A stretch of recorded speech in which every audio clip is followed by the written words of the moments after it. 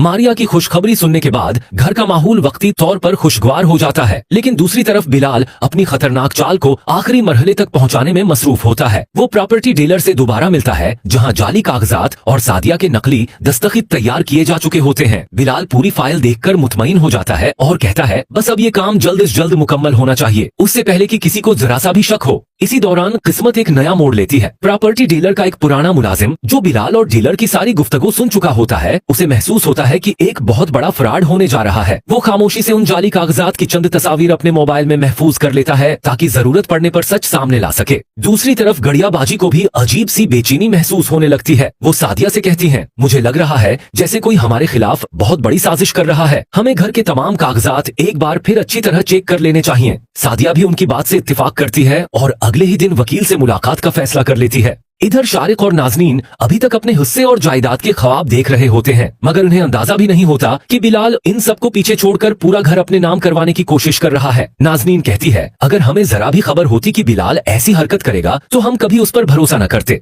इसी रात बिलाल को प्रॉपर्टी डीलर का फोन आता है। वो घबराए हुए लहजे में कहता है, काम तकरीबन मुकम्मल है, लेकिन रजिस्ट्री ऑफिस में एक अफसर ने कुछ सवालात उठा दिए हैं। अगर उन्होंने मजीद जांच पड़ताल की तो सारा मंसूबा बेनकाब हो सकता है। ये सुनते ही बिलाल के चेहरे का रंग उड़ जाता है, लेकिन वो हिम्मत नहीं हारता। वो कहता है, चाहे जितना भी खर्च करना पड़े, ये फाइल पास होनी चाहिए, अब वापस मरने का कोई रास्ता नहीं। अगली सुबह गड़िया, सादिया और हमजा वकील के दफ्तर पहुंचते हैं ताकि घर की कानूनी हैसियत की तस्दीक कर सकें। इसी दौरान रजिस्ट्री ऑफिस से एक ऐसा फोन आता है जो सबकी जिंदगी बदल देने वाला होता है। अफसर बताता है कि घर की मुल्कियत से मुताल्लिक कुछ मशकूक दस्तावेजात जमा करवाई गई हैं, इसलिए असल मालकान को फौरी तौर पर दफ्तर आना होगा। ये खबर सुनते ही गड़िया और सादिया हैरान रह जाती हैं, जबकि दूसरी तरफ बिलाल को एहसास हो जाता है कि उसकी बरसों की चाल अब बेनकाब होने के करीब पहुंच चुकी है। अब सवाल ये है कि क्या बिलाल अपनी धोखाधड़ी छुपा सकेगा या जाली दस्तखतों का राज सबके सामने आ जाएगा और उसे अपने किए की सख्त सजा मिलेगी। रजिस्ट्री ऑफिस से फोन आने के बाद गड़िया, सादिया और हमजा फौरन वहां पहुंच जाते हैं। अफसर उनके सामने वो तमाम कागजात रख देता है जिन पर सादिया के जाली दस्तखत मौजूद होते हैं। सादिया एक नजर देखते ही चौंक उठती है और कहती है, ये मेरे दस्तखत नहीं है, किसी ने बहुत चालाकी से मेरी नकल की है।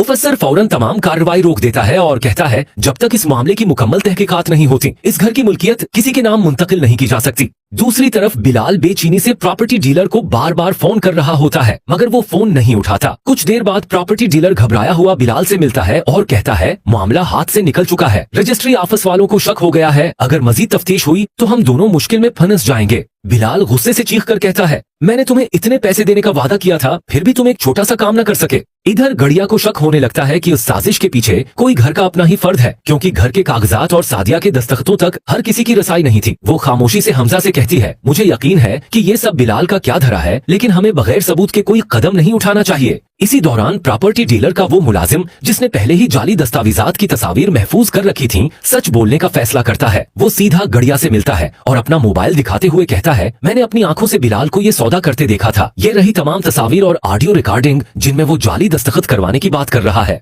सबूत देखकर गुड़िया, सादिया और हमजा हैरान रह जाते हैं। उन्हें यकीन हो जाता है कि बिलाल ने सिर्फ घर हथियाने की कोशिश नहीं की, बल्कि पूरे खानदान को धोखा देने का मंसूबा बनाया था। इधर शारिक और नाजनीन भी ये हकीकत जानकर सकते में आ जाते हैं। शारिक अफसोस से कहता है, हम तो समझते थे कि बिलाल सिर्फ जिद्दी है, मगर वो तो इतना बड़ा फराडी निकलेगा, ये कभी सोचा भी नहीं था। अब गड़िया फैसला करती है कि वो मजीद खामोश नहीं रहेगी। वो तमाम सबूत लेकर पुलिस में रिपोर्ट दर्ज करवाने का इरादा करती है ताकि बिलाल अपने अंजाम तक पहुंच सके। लेकिन बिलाल को भी किसी जरिए से ये खबर मिल जाती है कि इसके खिलाफ नाकाबिले तरदीद सबूत जमा हो चुके हैं। वो रातों रात शहर छोड़ने का मंसूबा बनाता है। वो अपने कमरे में जरूरी सामान जमा करता है, नकद रकम और अहम कागजात एक बैग में रखता है और खामोशी से घर से निकलने की तैयारी करता है। अब सबसे बड़ा सवाल ये है कि क्या बिलाल फिरार होने में कामयाब हो जाएगा या पुलिस इन वक्त पर पहुंचकर उसे गिरफ्तार कर लेगी और उसकी सारी चालें हमेशा के लिए खत्म हो जाएंगी। जैसे ही बिलाल रात की तारीकी में अपना बैग उठाकर घर से निकलने लगता है, दरवाजे पर अचानक गाड़ियों के बरीक लगने की आवाज गूंजती है। बिलाल खिड़की से झांकता है तो उसके होश उड़ जाते हैं। पुलिस की गाड़ियां घर के बाहर खड़ी थीं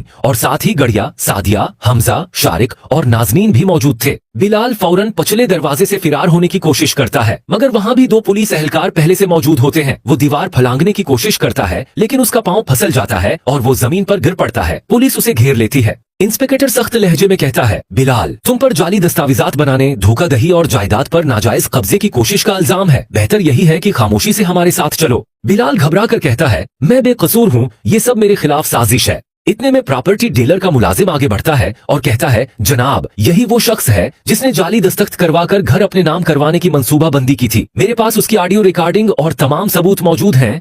सबूत देखते ही बिलाल के चेहरे का रंग जर्द पड़ जाता है। उसे एहसास हो जाता है कि अब बच निकलना तकरीबन नामुमकिन है। लेकिन इसी लम्हे एक और हैरानकिन मोड़ आता है। प्रॉपर्टी डीलर खुद पुलिस के सामने आकर कहता है, मैं अपना जुर्म कबूल करता हूँ, मगर मैं अकेला कसूरवार नहीं हूँ। बिलाल के साथ एक और शख्स भी इस साजिश में शामिल था, जिसने घर के असल कागजात और सादिया के दस्तखतों के नमूने उसे फराहम किए थे। ये सुनते ही सब एक दूसरे का चेहरा देखने लगते हैं। गड़िया हैरत से पूछती है, आखिर वो शख्स कौन है? प्रॉपर्टी डीलर कानपती आवाज में एक नाम लेता है। ये नाम सुनते ही पूरे घर में खामोशी छा जाती है, क्योंकि वो कोई अजनबी नहीं बल्कि खानदान का ही एक ऐसा फर्द था जिस पर सबसे ज्यादा आत्माद किया जाता था। शारिको बेयकीनी से कहता है, ये नाम नामुमकिन है, वो ऐसा कभी नहीं कर सकता। मगर पुलिस फौरन उस शख्स को भी तफ्तीश के लिए तलब करने का फैसला